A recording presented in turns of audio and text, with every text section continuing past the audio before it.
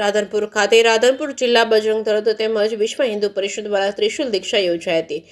રાધનપુર જિલ્લા વિશ્વ હિન્દુ પરિષદ અને બજરંગ દળ દ્વારા ભવ્ય ત્રિશુલ દીક્ષા ગ્રહણનો કાર્યક્રમ યોજાયો હતો, જેમાં ક્રાંતિકારી સંત પરમ પૂજ્ય નિજાનંદ બાપુ તેમજ બટુક મોરારી બાપુ તેમજ અન્ય સંતગણ તેમજ અખિલ ભારતીય અધિકારી ભૂપેન્દ્રભાઈ ભાયાણી, જિલ્લા પ્રમુખ લક્ષ્મણભાઈ આહિર, જિલ્લા સંઘ ચાલકજી વેલજીભાઈ ચૌધરી, જિલ્લા સહકારભાઈ પંચાણભાઈ તેમજ નરેશભાઈ બારોડ તેમજ જિલ્લાની ટીમના પદાધિકારીઓ ઉપસ્થિત રહ્યા હતા. કાર્યક્રમમાં 300 સ્વયંસેવક બંધુએ ભાગ લીધો. મોટી સંખ્યામાં સાધુ સંતો તેમજ વિશ્વ હિન્દુ પરિષદના કાર્યકર્તાઓ, બજરંગ દળના કાર્યકર્તાઓ ઉપસ્થિત રહ્યા હતા. પ્રસંગે બજરંગ દળના કાર્યકર્તાઓ ઉપસ્થિત રહ્યા હતા. પ્રસંગે બાબરી ગામના દેવરાજભાઈ ઠાકોર, કાંતિજી ઠાકોર તેમજ અન્ય મહાનુભાવો ઉપસ્થિત રહ્યા હતા.